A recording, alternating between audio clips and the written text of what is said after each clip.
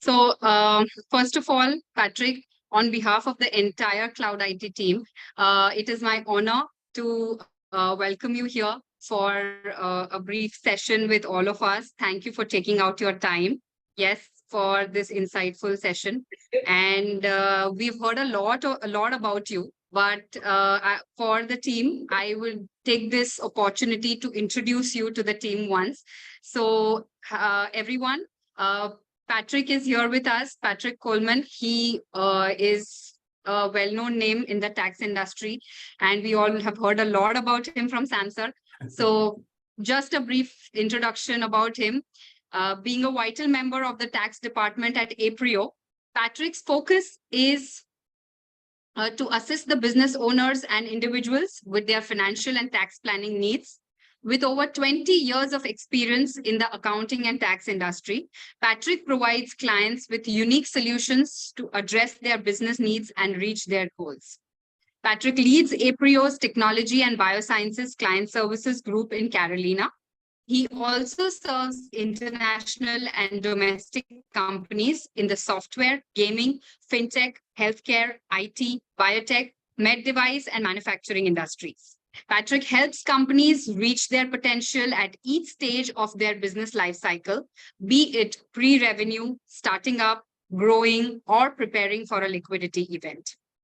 His extensive experience includes strategic, business, advisory, and tax planning to help his technology clients increase profitability and accelerate growth. He provides clients fast access to expertise and services that support rapid response to growth opportunities. These include capital raise preparation resources and investor introductions, R&D tax credits to fund innovation and increase cash flow, among many other things. Above all of this, he has been competitively swimming in his college days. He returned to the sport for 2 years later in life to compete at the master's level and qualified for nationals meet both in backstroke and individual medley. Thank you so much, Patrick, for joining us. Today, what we've planned is we will have a brief, I would say, your address to the team first, and then our team have a few questions for you, which, they would like to ask you. So we request you to spare some time for those question answers also. Over to you, Patrick. Thank you, Nikki. Yeah. A big round of applause, please, to Patrick. Yay. Yes. Thank you. Thank you, Nikki. Thank you so much. This is perfect. I love reading that. It sounds like I do a lot. Overall, how humble of you to say that. Thank you. Overall, I love the way you put this together. It is what I do. I love what I do. And I think that's very important. When I was speaking with Sam about doing this, we didn't really have an agenda, or at least Sam, I didn't think I had a set agenda here. So I thought what might be nice is just kind of let you describe to you my journey, basically from college to where I am now. It'll give you a little insight into what I did, my thoughts, why I went down a certain path, and get to know me a bit better. So, I went to college up in New York City. I'll make this brief. I went to college up in New York City. And when I graduated as an accountant, I wasn't sure exactly what I wanted to do with it. As a lot of people do. People don't say that, but it is true. So when I got out, I wasn't sure if I wanted to do public accounting or what we call private accounting, which is non-public. So for about a year, I kind of went to a few jobs here and there, and then decided that public accounting was my calling. So I was fortunate enough to get together with a New York City firm that gave me a lot of opportunity. And with that, I was able to make partner by the time I was 35. Now, for some of you, that might sound very old, but in New York City, that's a pretty good accomplishment, and one of the things I'm most proud of. In doing that, it took a lot of work. So the way that I got to that point, and maybe this is good for all of you listening, is I was very intentional in my career. I didn't let things come to me. I went after them. In my firm, there were about 10 others that started along with me and went, for the first 5 or 10 years with me. And obviously that group got smaller and smaller. And the way that I shown more above others was to volunteer for projects. You know, even if my work was done, I would go to somebody and say, how can I help you? And again, it sounds like something you'd read in a book, but it really works. I sat in on as many meetings as I could. Even if they weren't my clients, I would ask the partner, hey, do you mind if I just sit in and listen? Especially in this world now of Teams and Zoom and all that interaction, I think we've lost a little bit of that. But back when I was younger, and obviously just 5 years ago, this was very prevalent. So if you all have that opportunity to do so, please do that. I would also listen in on calls, even if I wasn't literally on the call, because now it's all virtual. But before, you'd sit with a phone and listen. I would sit near a manager or a partner and just listen to how they spoke. So that that's something that's very important. And in doing so, it let the managers and the partners know that Patrick was someone that they could rely on. I always tried to be very technically proficient, but if I wasn't the most technical person, they knew that I could get the job done in some way. I would pull someone in who knew what they were doing. I would connect with the client, let them know that things are moving forward, even if they weren't. That relationship is very important, both with the client, obviously, but let your superiors know what you're doing and how intentful you are, hopefully, in your career. So it shows that you can handle many, many things. And that's something that is very valuable. Being technical is very important. I'm not going to dismiss that in any way, but knowing that you can, what we call quarterback or take charge of a project is very, very important. And letting your superiors know that, just will hopefully increase, your career track. So taking that a little bit further, having all those calls, sitting in on all those meetings, asking a lot of questions, it let me get a broad range of knowledge. So I wasn't just doing one thing. And again, this is my path. If someone on here is very, focused on one area, that's fine as well. This was just my path. So again, I learned a lot of different industries. Again, not the expert, but could speak well across a lot of industries. I became very comfortable in front of people. So, when you sit across the table from someone and you're nervous, and we all get nervous, it lets the other side know that you're confident. Putting up that little veil so that they don't think that you're that nervous is a learned task. It's not something that just comes to everybody. I was extremely shy when I was younger, and just over repetition and being intentful. I keep going back to that. It's very important for you, and it brings you out of your shell. So, again, that years and years of doing that over and over again made me more comfortable.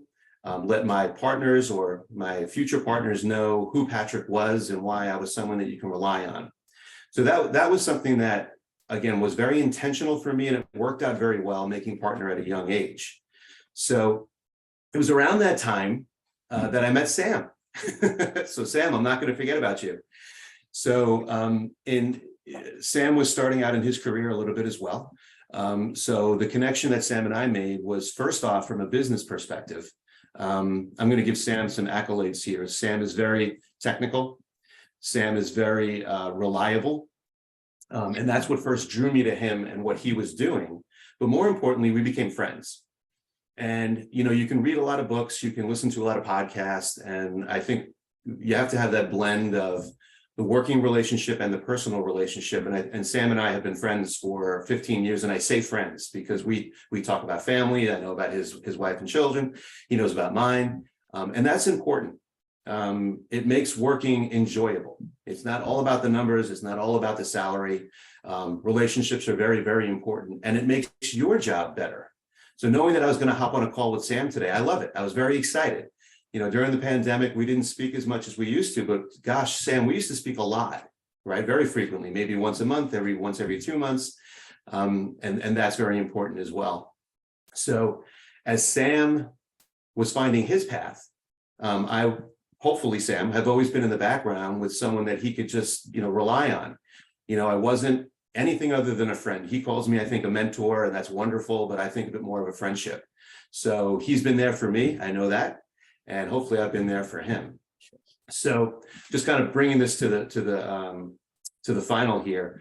I worked in New York for 15 or 20 years. I started my family, and at least for me, the grind, as they say, got to be a bit much. I had 3 children in 4 years. My wife was fortunate enough to stay at home, but the weight of raising the children was a bit much. So she kind of said to me, what are we going to do here? We have to change. So long story short, I moved down to North Carolina and started my second life down here. I shouldn't say second life, but my second career down here. So I pretty much started all over again. My New York firm didn't have a North Carolina office. I started over and worked my way up into Aprio, which is a top 25 national firm and international firm. Became partner there the same way that I did it before, being very intentional, using what I had learned up in New York down here, and kind of pivoted in my role, where before I was more of I'm going to say a worker. I got work done. Here, I'm more on business development. I bring in new clients. I'm also one of the mentors of our staff. So the staff come to me when they have career conversations they want to talk about, or even personal conversations. I'm not the technical guy anymore. I'm more of someone you can rely on within the firm. And that's something that I love about our firm, is that anyone from a first year to a 10th year can always come to a partner like myself and talk about that. And I think that's very, very important. As all of you rise up in your career, please remember who helped you get there. And please give back to whoever is alongside of you or quote unquote below you. They need that. They may say that they don't, but everybody needs that. I still need that. Sam, I'm sure you still need that. So that's an important thing to remember. And the last thing I'll leave with you, at least for me in my journey, and it's been a long journey, and I'm going to be very candid here. Compensation and money is very important. We all do this for many reasons. One of them is to pay the bills, right? You have to keep the lights on. But finding that balance of what is interesting to you, the compensation is adequate for you, but also finding that personal happiness is very important. I don't think we talk about it enough. Blending family and work. If you can make that work, you're going to do very well. You're going to make a lot of money, which is important. And I talk about money a lot because it is why we do a lot of this. But also having some satisfaction and feeling very confident in yourself and feeling basically very proud of what you've done. A lot of times, all of us here, we're accountants and we're kind of, plodding along and doing what we do, but we don't get a lot of the pat on the backs. Where our spouses are relying on us. Hopefully we get a recognition, but, Sam, you and I congratulate each other every time we get on a call because we're both quite successful, and that's great. So just make sure you remember the people around you and give them what we call an attaboy. Make sure that you congratulate them and say, hey, what can I do for you? So I tend to ramble on, everybody. So I hope I didn't ramble on too much, but I thought I would just give you my path and kind of start to where I am right now. It was so amazing, sir. So a round of applause. It's so, it's just like we can keep on for hours to listening to you. Thank you. Thank you. It's an incredible journey for sure. Yes, I know the team has some questions that they have, but I was just interjecting in between here. So it's been like nostalgic today, honestly. It's so greatness that you're saying me as a friend. I know you have always treated me as a friend, sir, but I have always looked up to you as a mentor. We had some incredible journey, me and Ash Ash as well. Andrew, it's really incredible those days. Just I would like to add a couple of things here. It takes me back when I was, I believe, 26 when I was being thrown to you. I used to have I had a troublesome child in the sense of history. So I'm sure it was not very easy for you, when I came to you, to your mentorship. But I wanted my team here to at least, how important, how lucky you are if you get a good mentor in life. So I was just saying, when I was 26 to now when I'm 43, with every year that I pass on, Patrick, somewhere I've started believing many things in life are destined. And meeting you, having you in my destiny, I can't thank God more for putting that part of the destiny in my life. So I learned, maybe I had no idea, a boy from another world, coming to US accounting. There were days I have, seen your disapprovals, your appreciations, your teachings, everything, the true mentor, I believe, is like who makes you believe what you have in you. And trust me, I got a lot of things believing in me.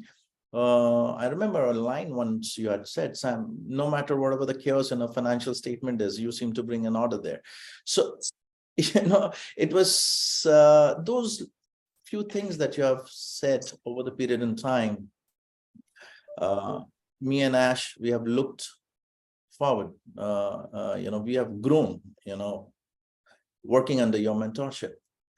Can't thank you more. Like I would say, there is a tradition here, like, folding your hands and saying this, thank you, sir, for being there, for teaching us. There has been many challenges I have crossed my life. I don't think it was easy for me without passing those without your mentorship. So I usually refrain speaking when you are there.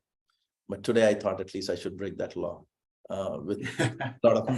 Thank you for saying that, Sam. And it's a two-way street. It hasn't always been, one way going towards you. You've given me a lot as well. So I want to let everybody know that it is a two-way street. Thank you, sir. It was all my pleasure. Guys, team, please take this opportunity. You all are like, I also learned one very important thing from you, Patrick, that you are as good as your team is. And that where I believe that, why the reliability factor is so important to be a part of the team, right? So, I can't thank more to my team. They have been lovely professionals, great youngsters out here. And I wanted them to come and meet somebody, who can really, as a life changer, just listen to him. Sometimes just listening to you, life changes. I have witnessed. If ever I have, listened to you, there have been many occasions I've just thought, when I was not in a part of actively working, until that 10 years or 12 years, what would Patrick want me to do here in this situation? What would Patrick want me, do this? It helped, it really helped. Andrew, would you like to add something? Hi, Patrick, sir. Great to see you. Great to see you too. It's been a while. Yes, sir.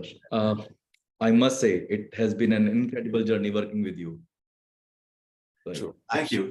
We go back, everybody, we go back as far as Sam. So, as I've known Sam, I've known Andrew as well. Thank you. Thank you so much. Yes, Nikki, I have, because I'm so thankful. I already have Patrick. It's your guys' chance to have Patrick in you. So I will not eat up your times. Okay, please. Absolutely. Jyoti. Yeah. Okay.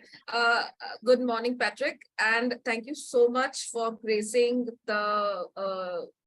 your presence with the entire cast team today. It has been absolute honor for all of us to have you here in front of us. And today, with your permission, we would like to have some Q&A round with you, where we have some important questions and some, doubts that we have in our mind to clear.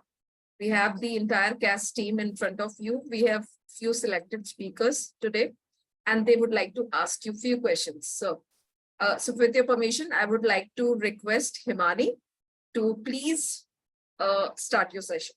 Thank you so much, Himani. Thank you, sir. Thank you, Jyoti. Hi, Patrick. It's great to have you here with us today. So my question is regarding remote staffing. So I would like to understand the expectations that partners have in their mind while hiring remote staff. Great question. Very relevant, Himani. It's a conversation we continually have. We have it every week, believe it or not. We just had what we call a summit. We had all of our partners across the country come to Chicago last week, actually, and this was one of the topics that we spoke about. So to keep it brief, because I can talk forever about remote staffing, what do we expect? We expect two things. One is to get the work done in a timely manner. It sounds crazy, but we find not everybody does that. They'll do their laundry, they'll go shopping, on their basically when they shouldn't be doing that. So that's one thing we ask. The other, which is more important, we feel, is personal growth. So being out of the office, it makes it much more challenging for personal growth.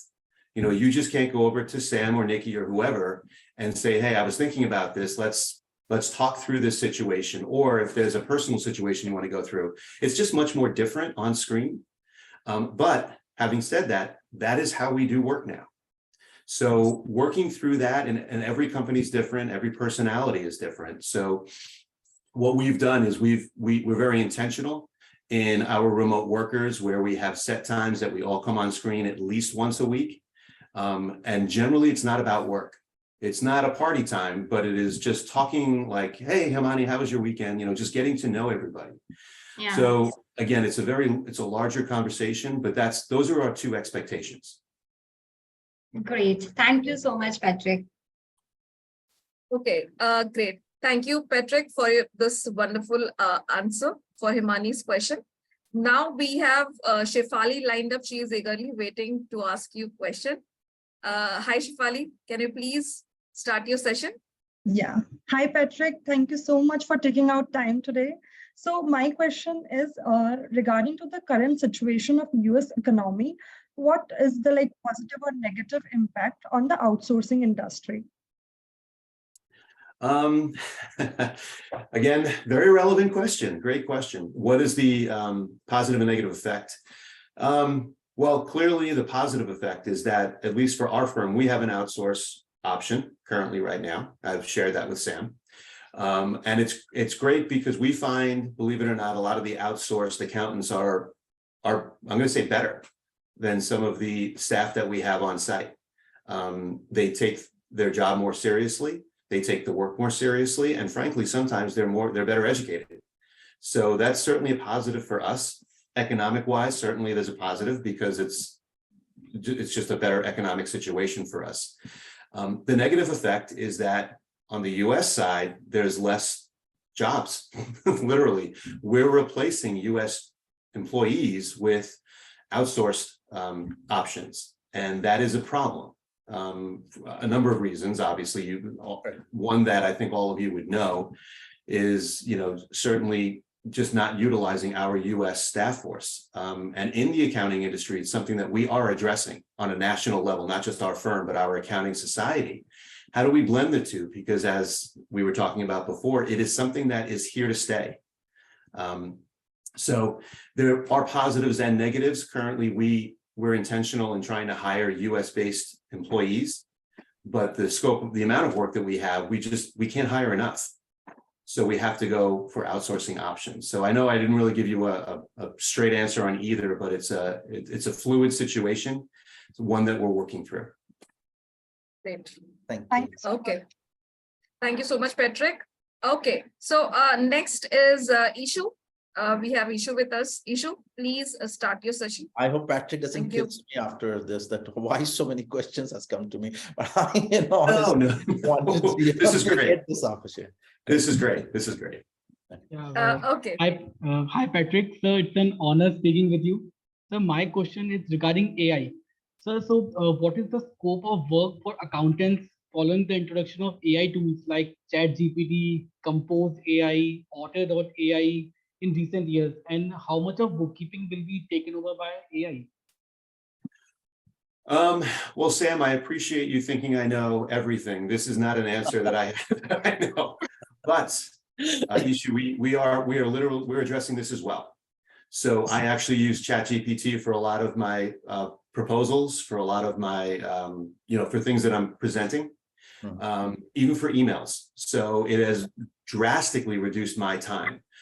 So to be clear, if you're using these types of AI softwares or anything, you have to check it. Everybody thinks that it's just hit a button and everything's fine. And we're very intentional in that.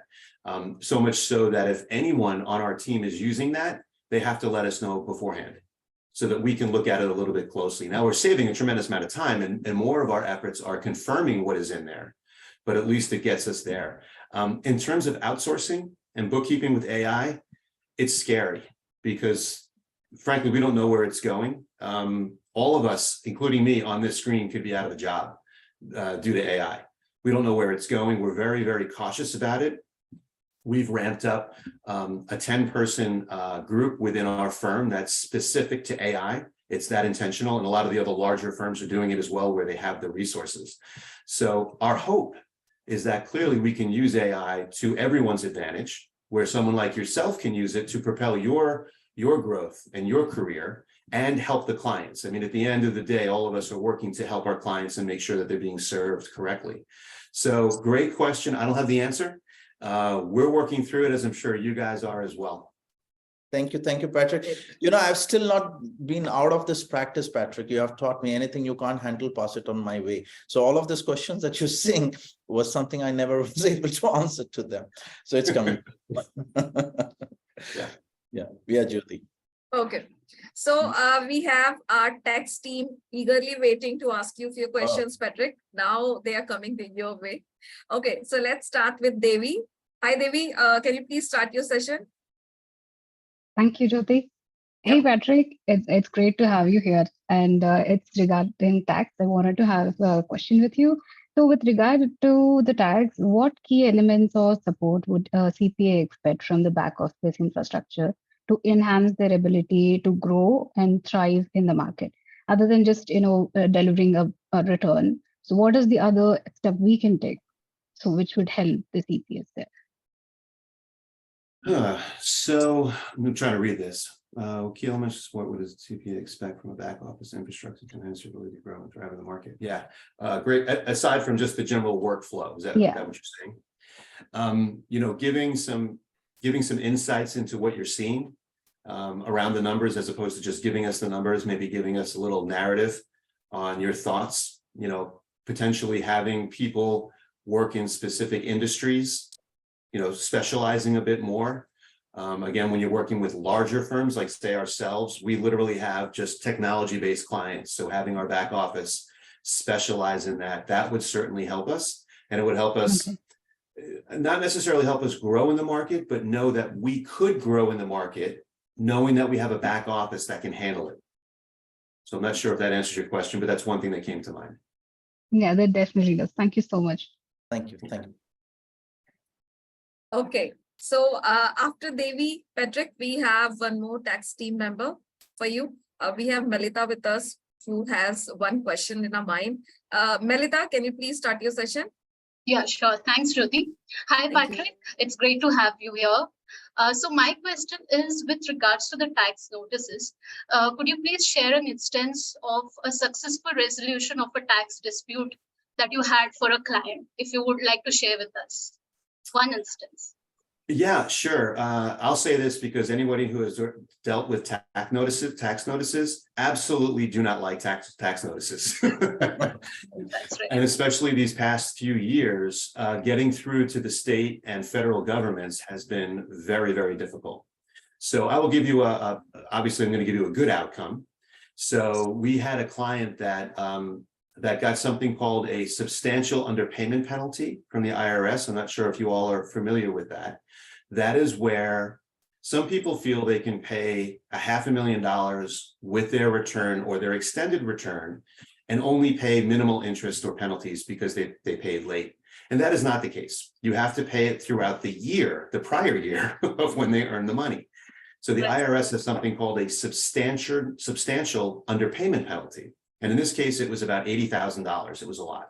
So we went back and forth with letters, as we always do, explaining the reason why and begging forgiveness, as we always do. And we got the final resolution from the IRS saying, no, they owe it. So we took it upon ourselves to get a power of attorney and got on the phone. And this was I think a 7-month ordeal here, and got on the phone with an agent and explained our reasoning and how the client had never been late before.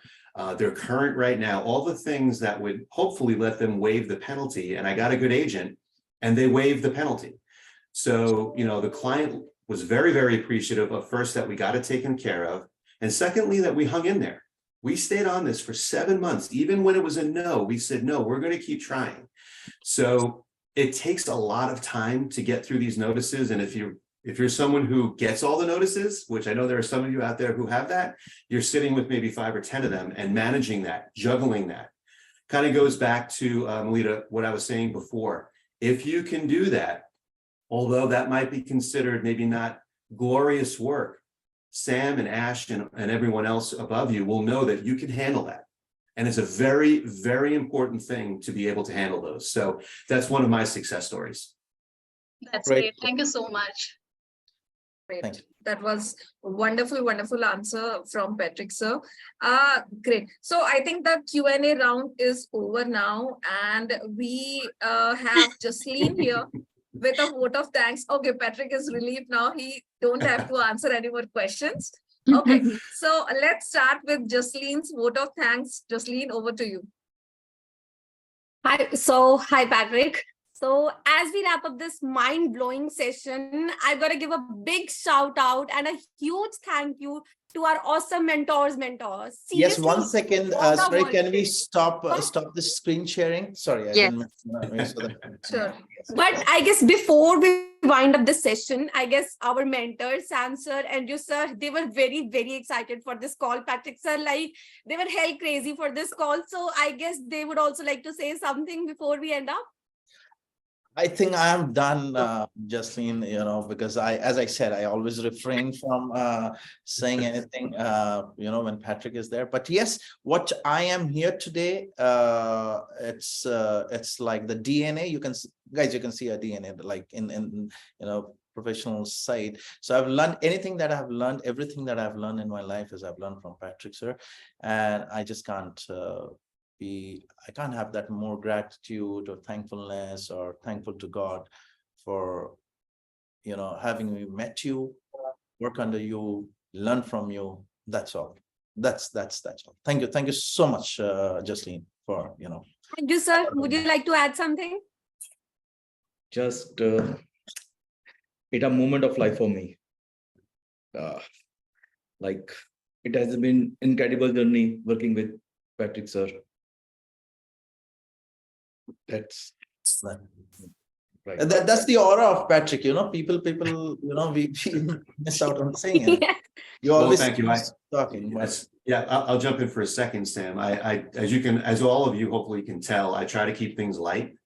I try to always have a smile on my face. So I do appreciate seriously hearing from both Sam and Ash how they feel about me. I feel the same about them. So again, two-way street on this as well. And to all of you, I love coming on these calls and doing this. Again, as I mentioned before, one of the things that I'm focused on now is mentorship and kind of giving back. So, answering questions, I loved it. I wasn't ready for the questions, but hopefully I did okay. But just talking with all of you, I know Sam and Ash speak very highly of all of you. Every time I'm on a call with him, he talks about his team. So he mentioned it before, leaders, and I hate to use that term, but leaders are only as good as their team, the people who are supporting them. So again, remember that. And also, if you're a team leader, remember that there are people below you that are counting on you as well. So I love doing this today and I'm having a great time. Thank you. Okay, I'm just wishing I had that Harry Potter's magic wand with me right now. I swear I would have stopped the time so that we continued interacting with you, sir.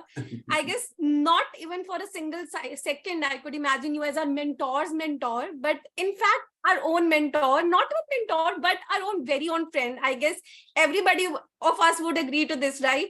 Yes. So, now I get to know why Sam sir and Andrew sir were so full of praises for you. Like, since the time this call was scheduled, they were like, Patrick sir is like this, Patrick sir is like that. And now I can say whatever they said was too less in front of what all we have experienced today.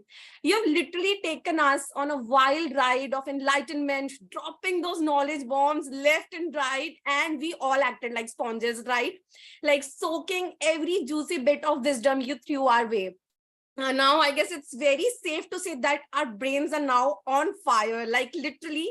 And trust me, Sam sir and you, sir, you both will be hell surprised to see us stepping up our games. We all are charged up that way. So, but I guess it's not even just about knowledge. It's the way you have connected with us on a personal level, making us feel like a part of your own tribe, like your energy, your enthusiasm, and like I saw the genuine care for our growth that you have shown in this call that literally touched my heart. So from the bottom of our pumped up hearts, we want to say a massive, massive thank you to you, Patrick sir. Come on, guys, let's unmute yourself. Yes, Thank unmute you, and please this Thank you. unmute Come on. yourself. The clap should come out. Please. Yes, Yes. unmute Thank you yourself, very guys. So, sir, Thank you, everyone. So, sir, from the bottom of our hearts, we wish you to stay awesome the way you are, stay shining, and never ever stop igniting those sparks of inspiration.